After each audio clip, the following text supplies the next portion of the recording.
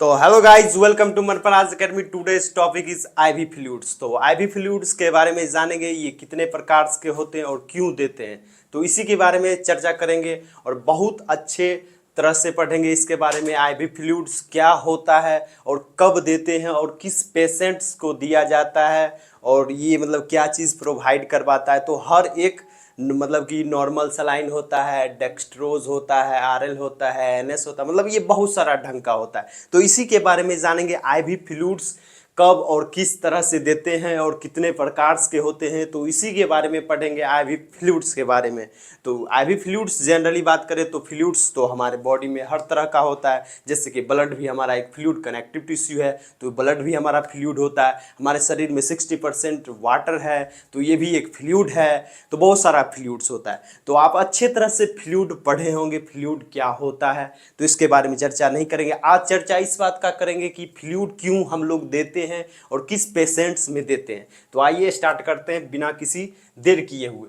तो IV fluids, ivy का मतलब सीधा होता है इंट्रावेनस। इंट्रावेनस मतलब भेन के जरिए हम कोई भी फ्लूइड चढ़ाते हैं, मतलब जो हमारा भेन्स होता है उसके जरिए हम लोग चढ़ाते हैं। तो ब्लड भी चढ़ाते हैं, चढ़ाने का तो ब्लड भी चढ़ाते हैं, जैसे कि ब्लड ट्रांसफ्यूजन करते हैं, हम लोग ब्लड देते हैं, किसी में ब्लड का कमी हो गया तो ब्लड, तो वो भी एक तरह से आईवी इन्फ्यूजन हुआ, तो वो भी एक तरह से आईवी फ्लूइड्स ही हम लोग दे रहे हैं आईवी के माध्यम, मतलब इंट्रावेनस ही दे रहे हैं। तो वो भी एक तरह से कुछ भी अगर भेन के जरिए दे रहे हैं तो वो एक तरह से आईवी ही हम लोग दे रहे हैं। किसी भी प्रकार का अगर भेन के जरिए मतलब नस के जरिए हम लोग किसी भी पदार्थ को देते हैं, मतलब उसमें डालते हैं, इन्फ्यूज़न करते हैं, तो हमारा आईवी के अंदर ही आता है। इतना समझ लिए। अगर मान लीजिए हम सिरिंज से कुछ भी दे रहे हैं, सिरिंज आईवी लगता है ना, कोई भी चीज़ हम लोग मान लीजिए सिरिंज से इंजेक्शन लगाते हैं, आईवी में देते हैं, मतलब वैन में देते हैं, तो उसको क्या बोलते हैं, इंट्रावेनस आईवी दे रहे हैं। तो ये चीज़ क्लियर है। इंट्रावेनस फ्लूइड मतलब जो भी फ्लूइड हम लोग वैन के जरिए चलाएंगे उसको बोलेंगे इंट्रावेनस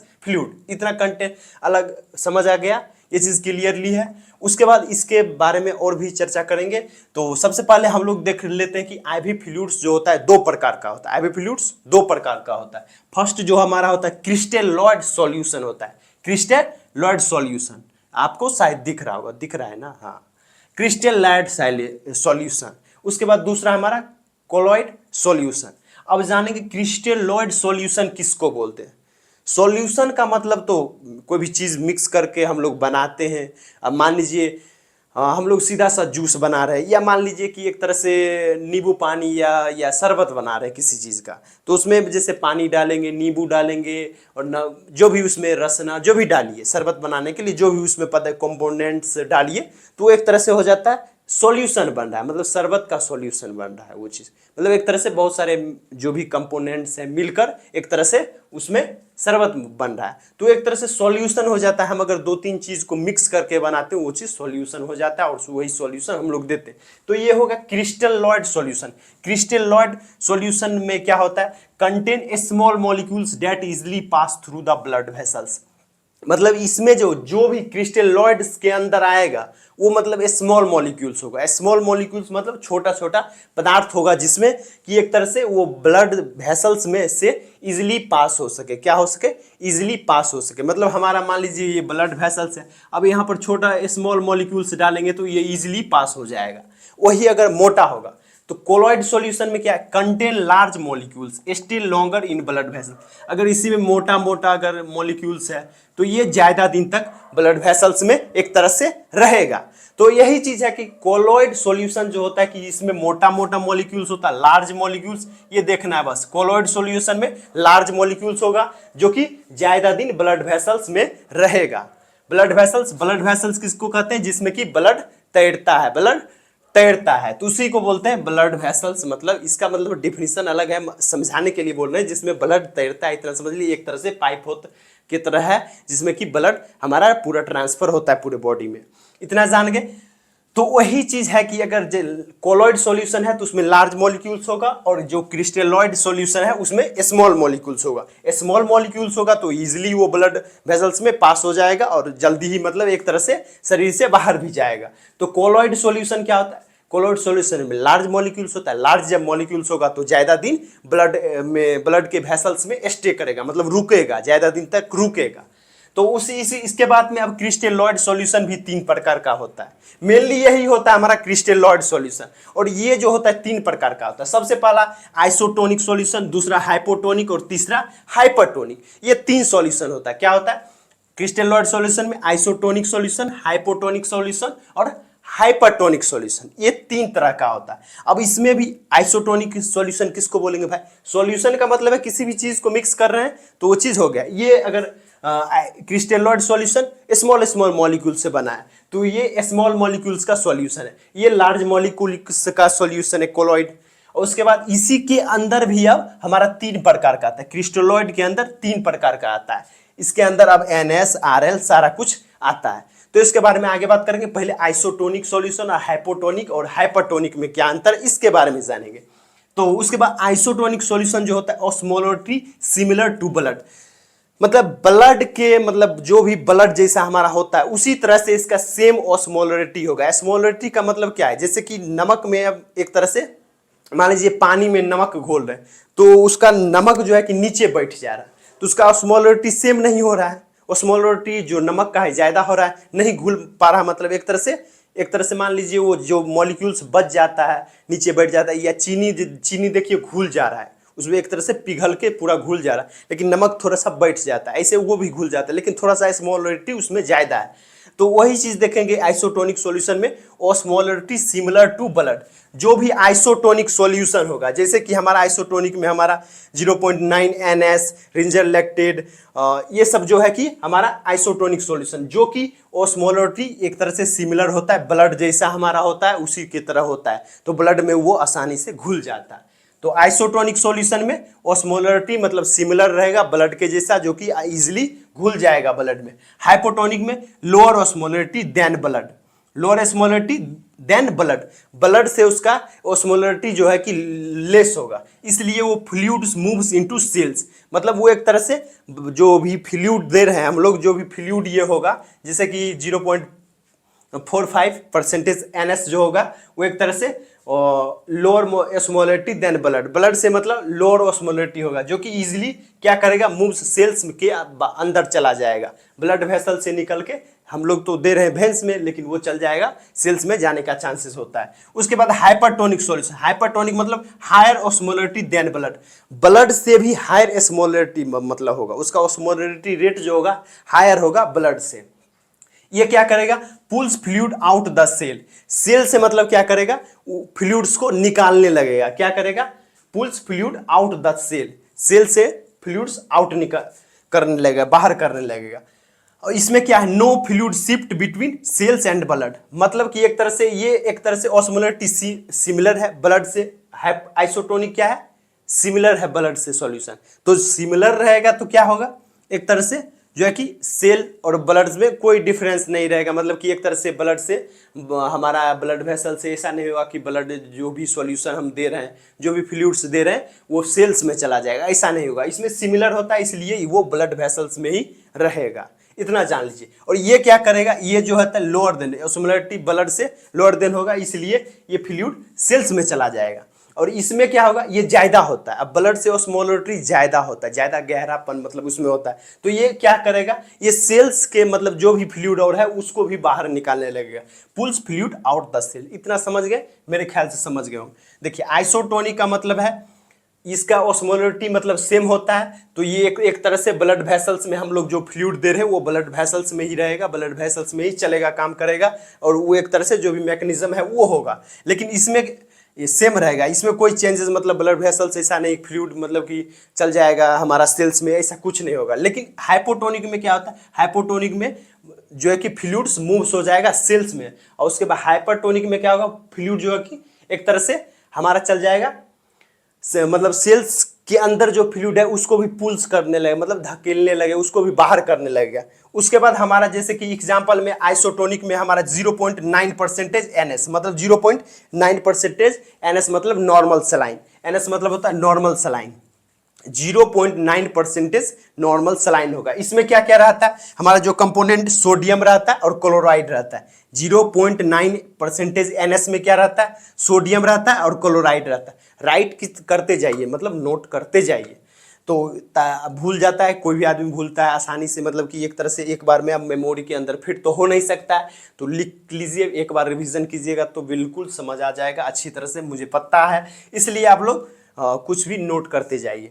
तो 0.9% NS जो होता है कि इसमें क्या होता है, नॉर्मल सलाइन होता है, और इसके अंदर जो कंपोनेंट्स होता है सोडियम होता है और क्लोराइड होता है। और ये किस किस काम में आता है, तो सबसे पहला शॉक और डिहाइड्रेशन में मेनली यूज होता है हमारा 0.9%। नॉर्मल सलाइन किस में यूज होता है, शॉक में और डिहाइड्रेशन में। उसके बाद दूसरा हमारा आइसोटोनिक में हमारा दूसरा है लिंजर लैक्टेट। लिंजर लैक्टेट किसमें, बर्न में यूज होता है और सर्जरी में, सर्जरी के मतलब सर्जरी होगा उस वक्त, उसके बाद बर्न में मतलब एक तरह से जल गया कोई आदमी तो उसमें यूज होता है। उसके बाद इसमें क्या क्या रहता है, इलेक्ट्रोलाइट्स रहता है। लिंजर लैक्टेट में क्या रहता है, इलेक्ट्रोलाइट्स रहता है और वाटर रहता है। उसके बाद कुछ इलेक्ट्रोलाइट्स। उसके बाद हमारा तीसरा आइसोटोनिक में हमारा तीसरा D5W। D5 इनिशियली आइसोटोनिक होता है। इनिशियली आइसोटोनिक कहने का मतलब D5W का मतलब है डी से डेक्सट्रोज इन वाटर, मतलब डेक्सट्रोज इन वाटर मतलब वाटर में डेक्सट्रोज रहता है। इसमें इसका कंपाउंड्स है, मतलब इसके अंदर जो हमारा मेनली कंपोनेंट्स रहता है, कंपोजिशन रहता है, वो क्या रहता है, डेक्सट्रोज इन वाटर, मतलब वो डेक्सट्रोज और वाटर रहता है। उसके बाद ये D5W जो है, मतलब समझ लीजिए कि D5W initially isotonic. Initially isotonic कहने का मतलब कि मान लीजिए अभी जैसे कि हमारा ये है आइसोटोनिक है, लेकिन कुछ हो सकता है कि बाद में दूसरा चीज में चेंज हो जाए कि हाइपोटोनिक सॉल्यूशन का काम करने लगे। तो ये इस इनिशियली जब हम दे रहे हैं उस वक्त इनिशियली जो है कि आइसोटोनिक है, बाद में ये अपना रूप चेंज कर सकता है, गिरगिट की तरह रंग बदल सकता है। ये वाला जो है D5W जो है कि डेक्सट्रोज इन वाटर। ये क्या होता है, डेक्सट्रोज 5% होता है और वाटर होता है इसके अंदर।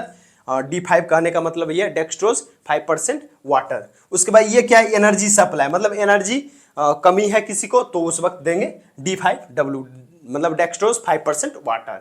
उसके बाद हमारा हाइपोटोनिक में आ जाता है 0.45% NS, मतलब 0.545% NS, मतलब नॉर्मल सलाइन जो है कि किस में काम करता है, डिहाइड्रेशन में, हाइपरनेट्रीमिया में, और DKE मतलब डायबिटिक कीटो एसिडोसिस। ये मतलब एक तरह से ब्लड का शुगर लेवल बढ़ जाता है तो उस टाइम देते हैं, मतलब याद कर लीजिए 0.45% NS कब देंगे नॉर्मल सलाइन, और डिहाइड्रेशन में देंगे हाइपरनेट्रीमिया, जब सोडियम का लेवल एक तरह से ज्यादा हो जाएगा तो उस कंडीशन को बोलते हैं हाइपरनेट्रीमिया, मतलब सोडियम का शरीर में ज्यादा अमाउंट हो गया, एक्सेसिव अमाउंट हो गया, तो उस वक्त दे सकते हैं DK मतलब डायबिटिक एसिडोसिस, मतलब एक तरह से नमक का अगर वॉल्यूम बढ़ा तो भी देंगे, और मतलब शुगर का वॉल्यूम बढ़ा तो भी देंगे, मतलब नमक बढ़ा तो भी देंगे, चीनी बढ़ेगा तो भी देंगे। हम क्या देंगे 0.45% NS देंगे, मतलब कि एक तरह से नमक बढ़ेगा फिर भी देंगे और शुगर बढ़ेगा फिर भी देंगे।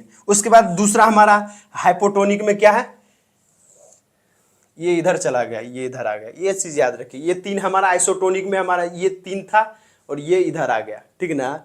तो ये हाइपोटोनिक में हमारा आता है 0.45 NS। ऐसे ये सारा फ्लूइड ही है, सारा हमारा IV फ्लूइड ही है, लेकिन इसको कैटेगरी वाइज में मतलब क्लासिफाइड किया गया है, क्लासिफिकेशन है, तो ये चीज याद रखिएगा। तो 0.45 NS तो किसमें दे रहे हैं, डिहाइड्रेशन, हाइपरनेट्रीमिया और डायबिटिक कीटोएसिड, मतलब शुगर का लेवल बढ़ रहा है तो उसके का में भी देंगे। और 0.33% मतलब 0.33% NS मतलब normal saline. Severe dehydration, severe dehydration इसमें भी यूज कर रहे थे। NS जो है कि डिहाइड्रेशन में ही यूज करते हैं, मेनली होता है डिहाइड्रेशन के लिए होता है। लेकिन ये 0.33% NS नॉर्मल सलाइन कब देते हैं, जब सीवियर डिहाइड्रेशन होगा या हाइपरनेट्रीमिया होगा। हाइपरनेट्रीमिया इसमें भी दे रहे थे, इसमें भी देंगे, सेम है हाइपोटोनिक, ये भी हाइपरनेट्रीमिया में दे सकते हैं। उसके बाद हमारा आता है हाइपरटोनिक। हाइपरटोनिक में क्या है, 3% NS, 3% NS मतलब 3% नॉर्मल सलाइन है, तो कब कब देंगे, सीवियर हाइपोनेट्रीमिया, सीवियर इसमें ज्यादा हो रहा था, देखिए इसमें नमक का वॉल्यूम ज्यादा, मतलब सोडियम का लेवल ज्यादा हो रहा था तब दे रहे थे, और इसमें जब सोडियम का लेवल कमेगा तब हम लोग देंगे 3% NS। तो इसमें क्या हो रहा था, हाइपरनेट्रीमिया। ये हाइपोटोनिक वाला में क्या हो रहा था, हाइपोटोनिक वाला में क्या हो रहा था, एक तरह से सोडियम का लेवल कम हो रहा था तब दे रहे थे हम हाइपोटोनिक, 0.45 NS दे नॉर्मल सलाइन दे या 0.33% NS दे, तो क्या दे रहे थे हाइपरनेट्रीमिया, मतलब जब सोडियम का लेवल बढ़ जा रहा था। हाइपरटोनिक कब दे रहे हैं, जैसे कि 3% NS कब दे रहे हैं, जब सीवियर हाइपोनेट्रीमिया, मतलब सीवियर हाइपोनेट्रीमिया मतलब नमक का लेवल कम रहा, मतलब सोडियम का लेवल कम रहा है, तब हम लोग ये यूज कर रहे हैं, मतलब हाइपरटोनिक सॉल्यूशन।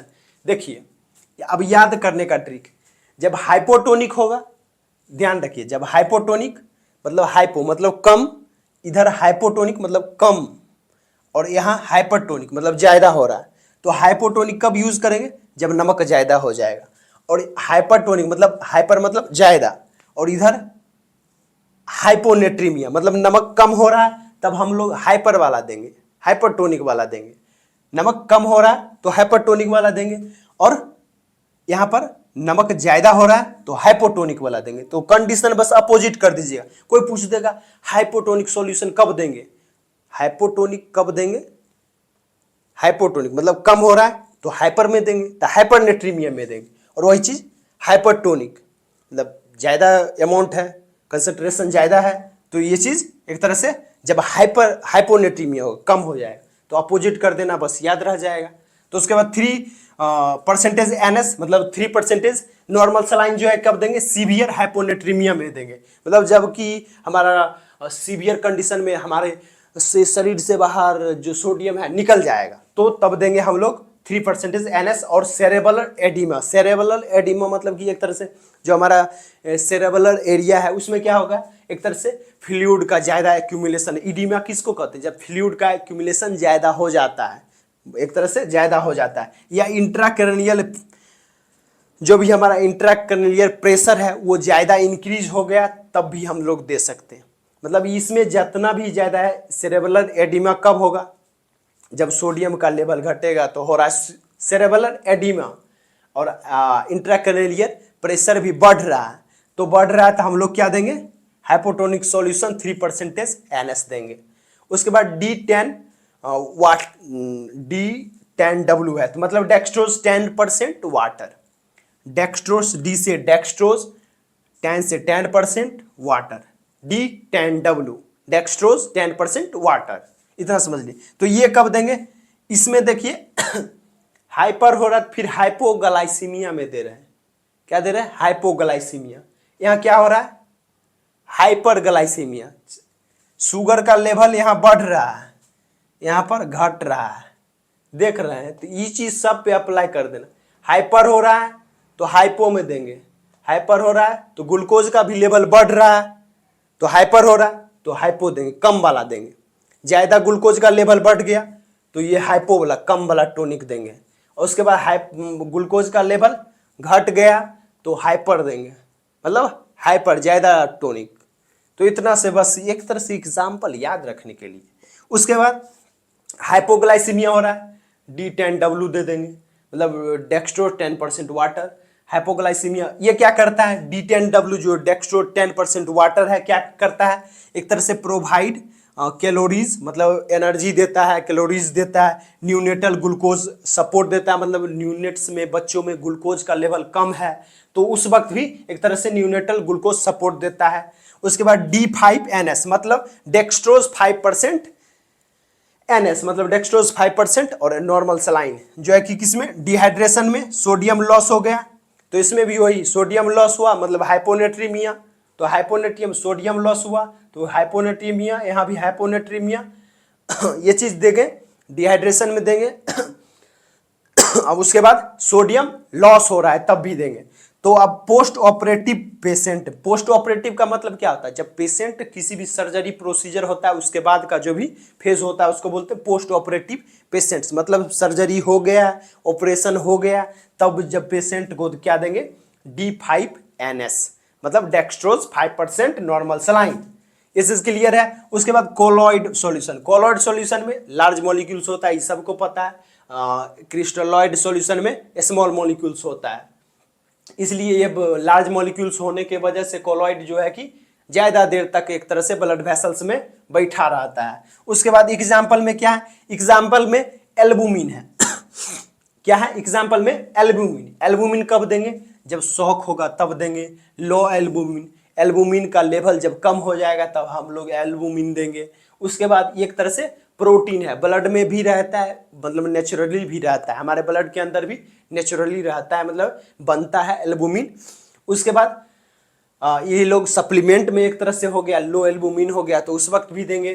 उसके बाद शॉक में दे सकते हैं, शॉक कंडीशन या हाइपोवॉल्यूमिया, मतलब ब्लड वॉल्यूम जो या हो या फ्लूइड वॉल्यूम जो है कि कम हो गया है बॉडी में, या मान लीजिए हेमरेज कंडीशन, मतलब हेमरेज हुआ या ट्रॉमा हुआ, कुछ भी एक्सीडेंट हुआ तो ब्लड लॉस होता है शरीर से, ब्लड लॉस होगा तो हाइपोवॉल्यूमिया होगा, मतलब फ्लूइड कमेगा शरीर का, तो फ्लूइड कमेगा तो हम लोग एल्बुमिन भी दे सकते हैं उस वक्त। उसके बाद बर्न पेशेंट होगा, बर्न पेशेंट जब होगा तो हाइपोवॉल्यूमिया देखने को मिलेगा ही, हाइपोवॉल्यूमिया देखने को मिलेगा। क्यों? क्योंकि बर्न हो रहा है, जल गया आदमी तो उसमें फ्लूइड लॉस होगा, डिहाइड्रेशन भी होगा, तो डिहाइड्रेशन में एक तरह से भी हम लोग एल्बुमिन दे सकते हैं। उसके बाद डेक्सट्रेन भी इसमें आरएल भी देते हैं, बर्न में आरएल भी देते हैं। रिंजल लैक्टेट सॉल्यूशन कहाँ है, रिंजल लैक्टेट सॉल्यूशन बर्न में भी, ये रिंजल लैक्टेट सॉल्यूशन भी बर्न में देते हैं। उसके बाद इधर भी डेक्सट्रेन तो ये नहीं करना है कहना कि ये भी दे रहे हैं, ये भी दे, सारा फ्लूइड ही है, जब जिसके अकॉर्डिंग होता है देते हैं। अब कोई बोल देगा डिहाइड्रेशन में कौन दे सकता है, डिहाइड्रेशन में अब जरूरी है, कोई भी एनएस दे सकते हैं, नॉर्मल सलाइन देते हैं। उसके बाद तो ये चीज़ है कि मतलब एक तरह से ये स्पेसिफिक कंडीशन मतलब चेंज किया गया, एक मेनली जिसमें जो दिया जाता है वही चीज़ मेनली दिया जाता है। ऐसे कोई भी बोल दे फ्लूइड लॉस हो गया, ब्लड के वॉल्यूम कम गया, कुछ भी कम गया तो नॉर्मल सलाइन दे दो, सीधा सा बात। आंसर देना है तो नॉर्मल सलाइन दे दो, कुछ भी हो गया, डिहाइड्रेशन हो गया नॉर्मल सलाइन दे दो, वॉल्यूम कम गया शरीर का नॉर्मल सलाइन दे दो, कुछ भी चक्कर आ गया है नॉर्मल सलाइन दे दो। तो उसके लिए कुछ भी मतलब दे सकते हैं, तो उसका टेंशन नहीं लेना है। यहाँ अलग अलग कैटेगरी में ज़्यादा हम लोग पढ़ के जाएंगे तो अलग अलग कैटेगरी में बांटेंगे हर चीज़ को एक तरह से स्पेसिफिक चीज़ को पढ़ेंगे, जो सटीक पॉइंटेड बात है वो हम करेंगे। ये नहीं करेंगे कुछ भी है अब झोला छाप डॉक्टर की तरह कुछ भी दे दो, कुछ भी हुआ नॉर्मल सलाइन दे दो, कुछ भी हुआ पानी चढ़ा दो, कुछ भी हुआ पानी चढ़ा दो, तो नहीं करना। तो उसके बाद डेक्सट्रेन क्या होता है, डेक्सट्रेन जो होता है कि हाइपोवॉल्यूमिया कंडीशन में, मतलब वॉल्यूम मतलब इसमें भी वही चीज़ सेम है, ब्लड का मतलब फ्लूइड का वॉल्यूम कम गया तो हाइपोवॉल्यूमिया कंडीशन में भी देंगे, शॉक में देंगे, इंप्रूव ब्लड सर्कुलेशन, मतलब ब्लड सर्कुलेशन अगर नहीं सही से चल रहा है तो उसके कंडीशन में भी डेक्सट्रेन देंगे। तो अब याद रख लीजिए फ्लूइड का वॉल्यूम कमेगा तो भी डेक्सट्रेन देंगे, उसके बाद शॉक में भी देंगे। उसके बाद आता है प्लाज्मा कब हम लोग देंगे प्लाज्मा ब्लड लॉस होगा फिर भी देंगे, उसके बाद बर्न में भी देंगे, शॉक हो रहा है उसमें भी देंगे, लीवर डिजीज में भी देंगे, अगर क्लॉटिंग फैक्टर डिफिशियंसी है तब भी हम लोग प्लाज्मा देंगे। तो इतना तक समझ आ गया हो, मुझे उम्मीद है कि आप लोग को समझ आ गया हो तो प्लीज़ एक लाइक कर दे, चैनल को सब्सक्राइब कर दे। मिलेंगे फिर अगले वीडियो में, तब तक के लिए जय हिंद। सब्सक्राइब कर दीजिए चैनल को, ये चीज़ मत भूलिएगा, और अपने उंगली को थोड़ा सा काम में लगा के लाइक और कमेंट कर दीजिए, अपना फीडबैक दीजिए, क्योंकि आपके फीडबैक देने से हमें भी कुछ बदलाव आएगा और हमें थोड़ा सा मोटिवेशन भी मिलेगा आप लोगों का कमेंट की वजह से। तो उम्मीद करूँगा आप लोग ये सब कर देंगे, बोलना मुझे नहीं पड़ेगा, ऐसे तो बोल दिया हूँ। तो थैंक यू, मिलेंगे अगले वीडियो में। जय हिंद, बाय गाइज।